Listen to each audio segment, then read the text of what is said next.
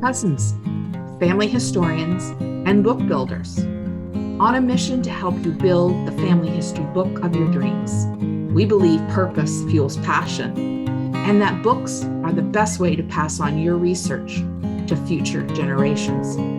There's never been a better time to see your dream realized. You're listening to Conversations and Questions with Lynn and Danette. Hello, everyone, and welcome to Conversations and Questions with Lynn and Danette. My name is Lynn Palermo, and I am the founder of the Family History Writing Studio. With me today is my cousin Danette. Welcome, Danette. Hello. Hi, how are you way up there? I'm very good. I am coming through this YouTube video from Ontario, Canada, and Danette is in the lovely, warm, and sunny Virginia. And we're here today because we want to talk to you about how to build a family history book. Danette and I started a business last year called Heirloom.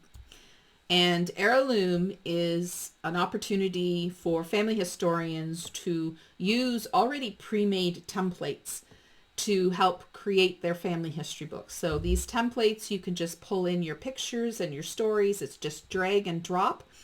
And you can make a beautiful book without having any graphic design or publishing skills. And we launched this last October, and our templates are receiving great reviews. We're very excited about that. But we decided we want to do more, both for our Heirloom customers, but also for anyone else out there who wants to build a family history book and might be overwhelmed and struggling with the process. So you don't need to be using our product in order to benefit from these videos.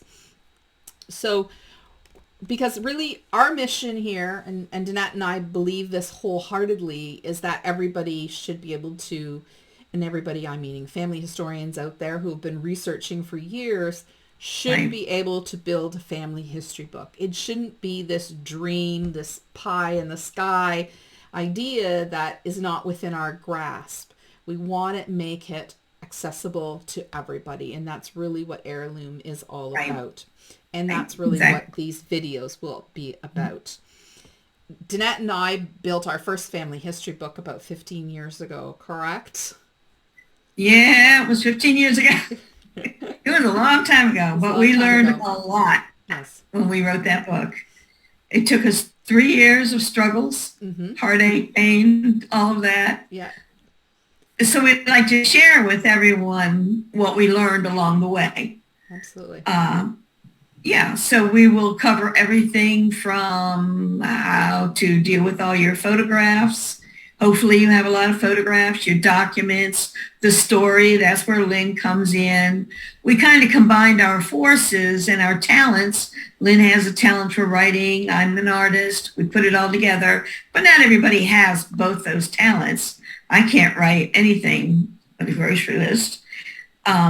So we hope to share with you guys everything we learned along the way. Whether you use our templates or not is irrelevant.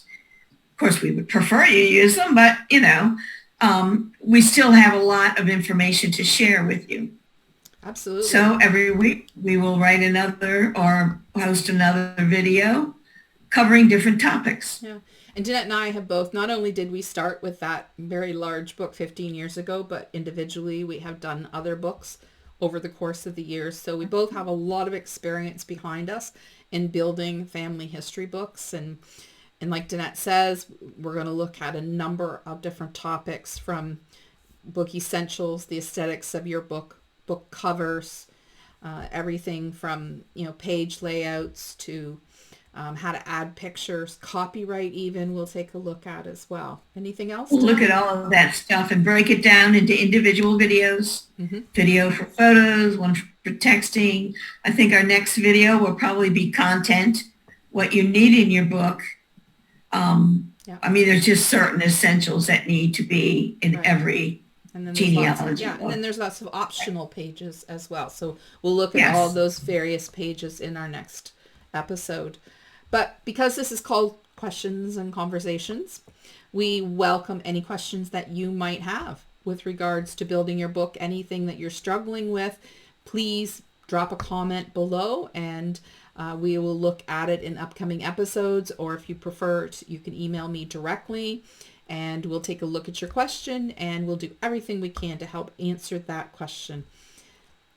And also, not just questions and comments, but if you have some information that maybe we forgot to impart, let us know and we'll do a video on it for you. For sure.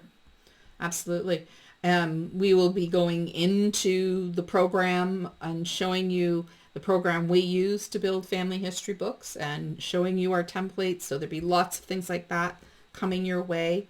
But make sure you subscribe. Subscribe to the channel, please. That is going to make sure that you will get notified every time a new video gets dropped with new tips and information for you. So if you don't want to miss anything, that is the ideal way. Yep. Now, one of the first places that I encourage people to start, because people will say all the time, well, I want to build a family history book, but I'm so overwhelmed. I have all this research. Where do I begin? And I always say, what's your why? And that's sort of a double-sided question, because it means two things. What it means is, first of all, what is your end goal? If you were to stand here today with your finished product in your hand, what is it that you want it to look like? What is that end goal? Identify that now before you even begin. And the other side to this question is, why are you doing this? Do you want to build this family history book? What do you want to pass along to your family and to future generations? And that's not just necessarily about the genealogy facts, but what message did you learn as a result of doing your family history, and that you want to pass that along?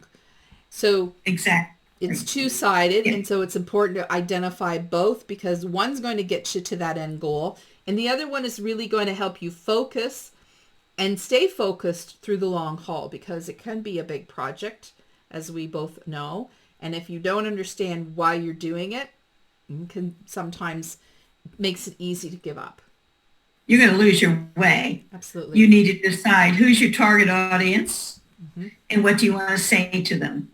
You can't write your entire family history from Adam and Eve through today. That just makes for an encyclopedia book that no one's going to want to read. That's right. You need to focus down on, are you going to write about a generation or your grandparents or one individual person's struggle coming to America or Canada or wherever? But you want to, I know the main goal for me was to find a concise, interesting way to share everything I learned about my family, rather than pass on documents and reams of paper stuffed in a box, Absolutely. Which my kids will throw away. They have a nice, pretty book. People don't throw away a book, but you need to narrow down and decide who's going to read your book and what are you trying to tell them. Yeah. And I think the other thing we have to keep in mind is, because some people out there might be saying, well, nobody's going to read my book. My family's not interested.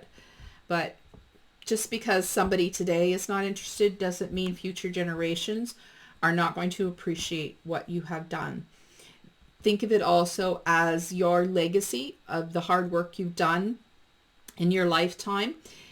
All this research that some of us have invested 20, 30, 40 years in, and you're passing that along to future generations. So don't worry if someone today doesn't get it. Someone down the road will get it. Maybe it won't happen in your lifetime, but they will be very appreciative of everything that you've done by putting all that information together in a nice, clean, concise book. Absolutely. Just think if you found a book like that, or if I found a book like that along the way, I'd be so happy to have all that information in front of me. Absolutely. Yep. So so don't get discouraged if people in your family today are kind of poo-pooing on your idea of writing a family history book. Better to do that than to leave all your information scattered across your computers and SD cards and USB sticks and in boxes and have it lost. Put it together in a nice book and know that you've done everything you can to preserve your family history for future generations. Right. And because it's in a nice book, people are more inclined to pick it up, to look at it, Absolutely. and to read it. I'll always remember the first time when we first introduced our book to the family, and Lynn's father started to cry. Yeah. Yeah. Yeah. And it's a moment that has stayed with me forever, and because Stayed with me, yeah. Yeah. And so it You know, really, those struggles worthwhile. yeah. Yeah. Yeah. It's important. You will, yeah, that's all you need is that one person to react like that to make it all worthwhile. So Yep, exactly. anyway, Exactly. that's episode 1, guys. Welcome to Conversations and Questions with Lynn and Danette. We hope you'll join us again next week. We're going to dive into all the different things that you can put into your family history book, all the various pages, types of elements that we can include, and we'll actually show you some examples as well along the way. So Everything from your essentials to the bells and whistles. absolutely. So thank you for joining us today. Thank you for listening, and we'll see you back here next week for another See you next episode. week. Yep. See you back here.